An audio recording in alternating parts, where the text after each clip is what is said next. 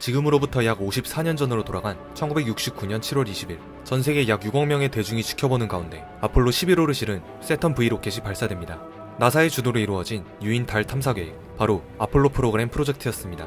흑백으로 된 TV 화면 속에서는 인류가 최초로 지구 이외의 천체에 착륙하기 위한 위대한 여정이 생중계되고 있었습니다. 사실 미국이 인간을 달에 보내려고 했던 가장 큰 이유는 소련과의 경쟁 때문이었습니다. 1950년대 미국과 소련의 냉전이 시작되면서 군비 확장을 포함해 각 분야에서 우열을 다투는 치열한 싸움이 벌어지게 됩니다. 미국과 소련이 정치, 경제, 기술 등 서로 상대국보다 우위에 서기 위해 경쟁하기 시작했고, 이 경쟁은 군사는 물론 과학으로도 퍼지게 됩니다. 그리고 1957년 소련이 인류 최초로 인공위성 스푸트니크 1호를 쏘아올리는 데 성공하면서 냉전의 무대가 우주로 확대되는 우주 경쟁이 시작됩니다. 우주로의 전진은 단순히 상대국에 앞설 뿐만 아니라 그 나라의 기술과 경제의 지표로 간주된다고 생각했죠. 다시 말해 우주 경쟁에서 승리한다는 것은 과학적 성과뿐만 아니라 군사적, 심리적 성과를 거두는 것이었습니다. 소련이 세계 최초로 인공위성을 쏘아올리는 데 성공하고 연이어 제2호, 제3호까지 발사하는 놀라운 속도를 보여주자 미국은 열등감에 휩싸였습니다.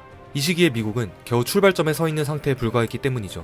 이에 미국은 이 굴욕감을 씻어버리고자 소련보다 먼저 아무도 가보지 못한 미지의 우주 공간에 인간을 보내겠다는 결정을 내립니다. 그렇게 미국 항공우주국인 나사의 출범과 함께 인간을 우주로 보내기 위한 머큐리 계획이 착수되었습니다. 머큐리 계획의 목적은 크게 세 가지였는데, 우주 비행할 때의 인간 능력에 관한 연구, 유인 위성의 지구 궤도 비행, 지구로의 안전귀환으로 이루어져 있었습니다. 우주 비행사로 선발되기 위해서는 누구보다 경쟁심이 강해야 했고, 어떠한 어려움이나 희생도 참고 견딜 만한 각오가 되어 있어야 했습니다. 치열한 경쟁력을 뚫고 선발된 7명은 모두 군인 출신이었으며 공군 3명, 해군 3명, 해병대 1명으로 이루어져 있었습니다. 이 중 누군가 한 사람이 가장 먼저 우주를 비행하고 나머지 6명이 그 뒤를 이어 차례로 우주를 비행할 예정이었습니다. 하지만 지금까지 아무도 이 미지의 공간에 가본 적이 없기 때문에 나사는 인간을 보내기 전에 무인 로켓이나 동물을 보내 안전성을 확인해 갔습니다. 이 과정에서 2마리의 원숭이와 2마리의 침팬지가 비행에 성공했죠. 머큐리 계획에는 여러가지 목표가 있었지만 무엇보다 신경 써야 했던 부분은 인간을 우주에서부터 지구로 무사히 생還시키는 것이었습니다. 여기서 핵심은 우주선이 대기권으로 재돌입할 때 1400도에 달하는 고열로부터 우주 비행사를 보호해야 했는데, 이를 위해 몽툭하게 생긴 캡슐 밑바닥에 열 차폐막을 장착하고 육지나 바다에 착륙하기 직전에 낙하산을 펼쳐 안전하게 하강할 수 있도록 하였습니다. 하지만 미국이 발사 한 달을 앞둔 1961년 4월 12일, 이날 소련은 이미 우주선 발사 준비를 끝마쳤습니다. 당시 소련 당국은 우주비행 성공 확률을 50%로 봤지만 미국이 곧 우주비행을 시행한다는 소식에 이 모험을 감행하였죠. 소련이 쏘아올릴 이 우주선에는 당시 27살이었던 유리 가가린이 타고 있었습니다. 보스토크 1호 발사 1분 전, 호흡이 가빠진 가가린은 긴장을 풀려는 듯 그 당시 유행하던 노래 나라라 비둘기야 나라라를 나지막히 부르고 있었습니다. 그리고 가가린을 태운 보스토크 1호는 까마득한 어둠 속을 향해 빠르게 날아갔으며 인류 최초로 우주에 나가는 데 성공하였습니다. 그는 보스토크 1호를 타고 1시간 29분 동안 지구를 한 바퀴 도는 데 성공하였으며, 어둠 속에서 처음으로 지구를 바라본 가가린은 우주는 매우 어두웠으나 지구는 푸르렀습니다 라는 말을 남겼죠. 참고로 당시 소련의 보스토크 1호 캡슐에 들어갈 우주비행사의 조건은 체중이 72kg을 넘으면 안 됐고 키는 170cm보다 작아야 했습니다. 당시 가가린의 키는 157cm였기 때문에 우주비행사 선발에 큰 도움이 되었습니다. 후에 유리 가가린은 안타깝게도 비행 훈련을 하다가 추락사고를 당해 34세에 사망하게 됩니다.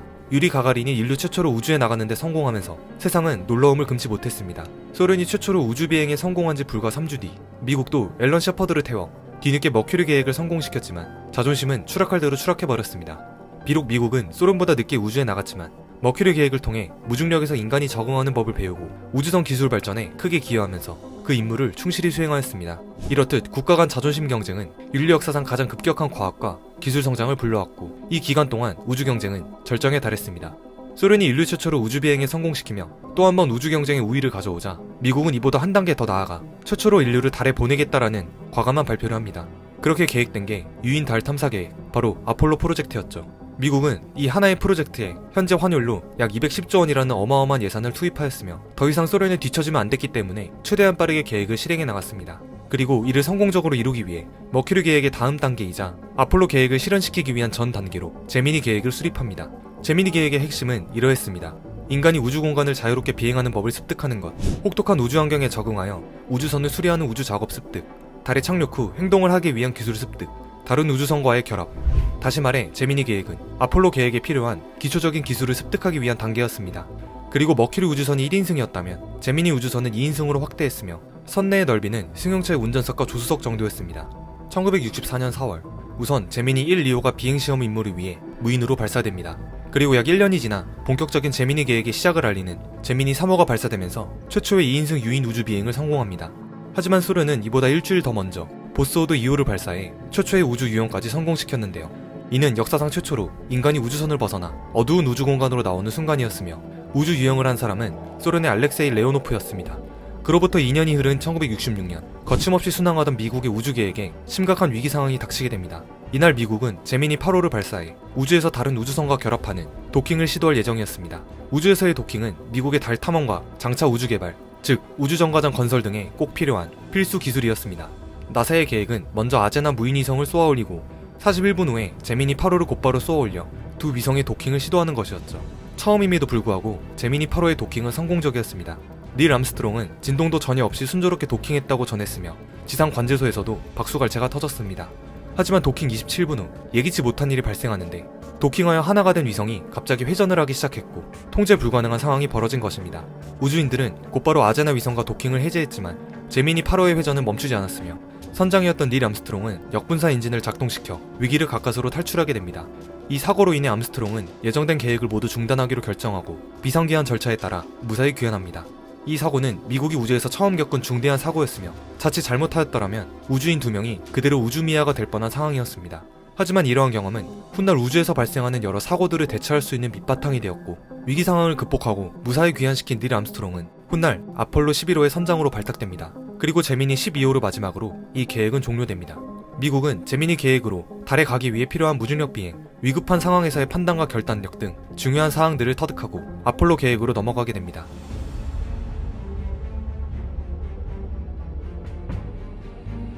존 F 케네디는 미국의 35대 대통령 취임과 함께 인간을 달에 착륙시킨 후 무사히 지구로 귀환시키겠다는 아폴로 계획을 발표합니다. 앞서 말했듯이 아폴로 계획의 목표는 인간이 달까지 무사히 왕복하는 것인데 중요한 문제는 과연 어떻게 인간을 달에서 다시 지구로 귀환시키는가였습니다.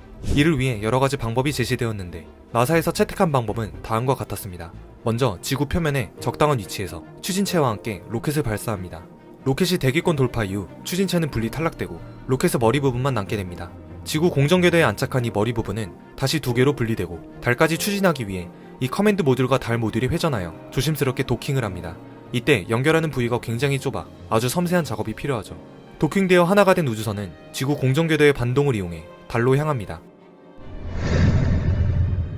그리고 이 우주선은 달 근처에서 다시 분리하고 커맨드 모듈의 달의 공정궤도에 안착해 달 주위를 도는 동안 분리된 달 탐사 모듈이 달 표면에 착륙해 필요한 자료를 수집합니다. 달에서의 모든 수집이 끝나면 우주인들은 다시 달 탐사 모듈에 탑승하는데 이때 아랫부분은 버리고 머리부분만 분리하여 발사합니다. 하지만 이 머리부분은 지구까지 가기에는 연료가 충분하지 않기 때문에 그동안 달 주위를 돌고 있던 커맨드 모듈과 다시 도킹을 한 후 우주인들이 이 커맨드 모듈로 모두 옮겨 탑니다. 옮겨 탄 이후 커맨드 모듈은 달의 중력을 이용한 반동 추진력과 그동안 아껴놓았던 모든 연료를 이용해 지구로 출발합니다. 마지막에는 커맨드 모듈마저 분리되어 최종적으로 사령선만이 지구로 떨어지게 됩니다. 어마어마한 크기의 로켓으로 출발하여 돌아오는 것은 로켓의 가장 작은 윗부분인 것이죠. 그러나 1967년 1월 27일 아폴로 계획의 첫 시작을 알리는 아폴로 1호가 발사 3주를 앞두고 사고가 발생합니다. 이날 3명의 우주인이 우주선에 올라 예행연습을 하였는데 내부 전기 배선 일부의 피복이 벗겨진 상태에서 불꽃이 발생했고 100% 순수한 산소로 채워진 우주선 내부는 이내 화염에 휩싸였습니다. 불은 우주인들의 우주복을 녹여버렸을 정도로 격렬했죠. 더 큰 문제는 그 다음이었습니다. 우주선의 해치는 안쪽에서 여는 구조여서 밖에서는 열어줄 수가 없었는데 안쪽에서 열기 위해서는 90초가량 선내 압력을 빼내야 열 수 있는 구조였습니다. 안타깝게도 그 안에 갇힌 3명의 우주비행사 로저 채피, 에드워드 화이트, 거스 그리썸은 그대로 사망하고 맙니다. 이 사고 이후 대부분의 가연성 재료는 불연성 재료로 대체하였고 선내 기압을 제한, 순수 산소의 사용 금지, 해치는 바깥쪽으로 7초 안에 열리도록 하였습니다. 아폴로 1호 화재 사건은 차후 미국의 우주선 제작에 큰 교훈으로 작용했습니다. 일각에서는 아마도 이 사고가 없었다면 우주에서 또 다른 사고가 발생했을 수도 있을 것이라는 얘기도 많았습니다. 어느덧 2년 반이 지나 수많은 아폴로 미션을 수행해온 나사는 이제 실제로 인간을 달까지 착륙시키겠다는 아폴로 11호 미션을 앞두고 있었습니다. 지금까지 미국이 준비한 계획이 아폴로 11호를 위한 것이라 해도 과언이 아닐 만큼 아폴로 11호는 대단히 중요한 임무를 띠고 있었습니다. 아폴로 11호에 탑승할 인원은 총 3명으로 구성되었고 3사람은 그동안 제미니 계획에 경험이 많았던 인물로 선정이 되었습니다. 그리고 선발된 인물로는 마이클 콜린스와 에드윈 올드린 주니어, 사령관으로 닐 암스트롱이 선발되었죠. 착륙 지점은 달의 지형 데이터를 바탕으로 비교적 평평한 고요의 바다로 결정되었습니다. 1969년 7월 16일 오후 1시 32분 전 세계가 지켜보는 가운데 카운트다운과 함께 아폴로 11호를 실은 세턴 V 로켓이 달을 향해 발사됩니다. 인류 최초로 지구 위에 천체에 발을 딛기 위한 위대한 여정이 시작되었습니다. 지구로 벗어나 그동안 연습했던 작업을 실전에서도 차분히 해나가며 아폴로 11호 계획은 순조롭게 진행되었습니다. 참고로 아폴로가 달에 가는 동안 우주인들은 공간을 절약할 수 있고 보존까지 용이한 동결 건조식품을 주로 먹었습니다. 낮은 온도에 건조시킨 식품이라 뜨거운 물만 부어서 먹을 수 있는 간편식이었죠. 지구에서 출발한 지 약 3일째 모두가 긴장하는 가운데 착륙선 이글이 달의 앞면에 위치한 고요의 바다에 무사히 착륙합니다. Contact light. Okay, engine stop. ATA at a descent. Mode control both auto, descent engine command override off. Engine arm off. Port 13 is in. We copy you down, Eagle. Houston, Tranquility Base here. The Eagle has landed. Roger, Tranquility. We copy you on the ground. You got a bunch of guys about to turn blue. We're breathing again. Thanks a lot. 그리고 2시간의 준비 끝에 닐 암스트롱이 사다리를 타고 하선을 시작합니다. At the foot of the ladder, the limb footbeds are only depressed in the surface about 1 or 2 inches, although the surface appears to be very fine-grained as you get close to it. It's almost like a powder. Ground mass is very fine. 암스트롱이 달에 착륙 후 가장 먼저 한 말은 이것은 인류에게 커다란 도약이다 였습니다. I'm going to step off the limb now.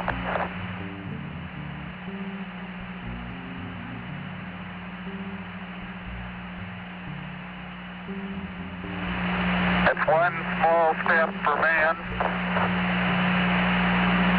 one giant leap for mankind. 암스트롱에 이어 약 15분 후 올드린도 달 표면에 내려왔고 달의 모습을 장엄하고 황량한 풍경이라고 표현했습니다. 참고로 달로 떠난 3명 중 콜린스는 커맨드 모듈에 남아있어야 했기 때문에 달 표면에는 나머지 2명만 갈 수 있었습니다. 암스트롱과 올드린은 달 표면에 성조기를 세우고 계획된 활동을 시작했습니다. 이들에게 주어진 시간은 2시간 반이었으며 삽으로 토양 샘플과 암석을 채집하거나 실험 장비를 설치하는 등 시간 내에 모든 임무를 수행하기 위해 급하게 일을 해내고 있었습니다. 때문에 리처드 닉슨 대통령과의 통화도 빨리 끊게 됩니다. 달에서 2시간 13분 동안 예정되어 있던 달 표면 활동을 모두 수행한 후 이들은 21kg가량의 흙과 암석을 2 상자에 나눠 담아 지구로 출발합니다. 그리고 달에는 전세계 73개국 지도자들의 이름과 메시지가 담긴 동전 크기의 실리콘 디스크를 놓고 왔으며 착륙선 기념 명판도 달에 남기고 돌아왔습니다. 착륙선 명판에는 다음과 같은 문구가 적혀 있었습니다. 1969년 7월 여기 지구 행성에서 온 인간이 처음으로 달에 발을 디뎠다. 우리는 모든 인류를 위해 평화로운 목적으로 왔다. 또한 가능한 한 우주선의 무게를 줄이기 위해 우주 비행사들의 배설물 봉투 또한 달에 두고 오는데 후에 아폴로 11호부터 17호까지 우주 비행사들이 달에 버린 배설물 봉투는 96개나 된다고 합니다. 달 탐사를 마치고 돌아온 이인은 다시 콜린스의 커맨드 모듈과 도킹하여 지구로 떠납니다. 그리고 1969년 7월 24일 이들은 8일간의 미션을 끝마치고 안전하게 지구로 귀환했죠. 아폴로 계획하면 이들이 정말 달에 갔는지에 대한 음모론이 빠질 수가 없는데요. 이번 영상에서는 대표적인 음모론과 그에 대한 반박을 간략하게 설명드리겠습니다. 가장 먼저 펄럭이는 성조기입니다. 바람도 없는 거의 진공 상태인 달 표면에서 성조기가 펄럭인다는 것인데 사실 이것은 애초에 성조기를 기역자 모양의 틀에 고정시켜 성조기가 잘 보이도록 제작해 간 것이며 진공 상태이기 때문에 한번 깃발을 만지면 흔들리는 것이 좀처럼 멈추지 않았던 것이죠. 달에서 녹화한 영상에도 닐과 올드린이 성조기를 설치한 이후에는 흔들리지 않는 것이 포착되었습니다. 두 번째는 까만 하늘에 왜 별이 보이지 않는 것입니다. 이는 우주인들이 있던 시간은 달에서 낮에 해당하는 시간이기 때문인데요. 만약 반짝거리는 별이 찍혔다면 오히려 이것이 더 달 착륙 주작에 가까웠을 것입니다. 마지막으로 달 착륙하는 모습은 누가 찍었는가입니다. 이것은 착륙선이 문을 개방했을 때 다리 쪽에 붙어있던 카메라에 의해 닐의 착륙 모습이 찍힌 것입니다. 또한 앞서 설명한 커맨드 모듈에 남아있던 또 한 명의 우주인 콜린스가 사진을 찍기도 했습니다. 대표적으로 이 사진은 단 한 명만 빼고 온 인류를 담은 사진이라고도 불리는데요. 그 한 명이 바로 사진을 찍고 있는 콜린스입니다. 본론으로 돌아와 아폴로 11호 이후에도 우주인 10명이 더 달에 착륙했고 그 결과 총 391kg의 달의 흙과 암석을 지구로 가져와서 연구했으며 여러 개의 관측기기를 달에 설치하였습니다. 또한 달에서는 지구 중력의 6분의 1 정도이기 때문에 걸을 때의 불편함을 덜어내고자 아폴로 15호부터 17호까지는 달의 전기자동차를 가져가 사용했습니다.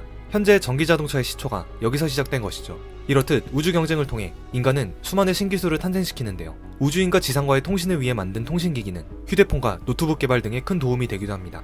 소련도 아폴로 계획에 대응하는 달 착륙 프로젝트 존드 계획을 진행하지만 끝내 유인 달 착륙을 성공시키지 못하고 결국 미국과의 달 착륙 경쟁에서 밀리게 되죠. 아폴로 계획으로 미국은 그동안 소련에게 뒤처졌던 우주 경쟁에서 단번에 우위를 점할 수 있었습니다.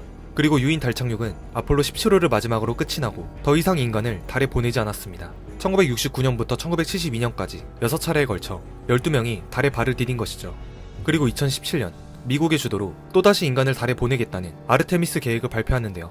아폴로 계획이 단순히 우주 비행사들을 달로 보내고 기초적인 탐사를 하는데 그친 것에 비해 아르테미스 계획은 더 깊이 있는 달 탐사와 달의 지속 가능한 유인 기지를 건설, 화성 탐사를 위한 준비까지 이르는 우주 개발입니다. 이번 프로젝트에는 나사뿐만 아니라 우주 관련 민간 기업들까지 참여하게 되는데요.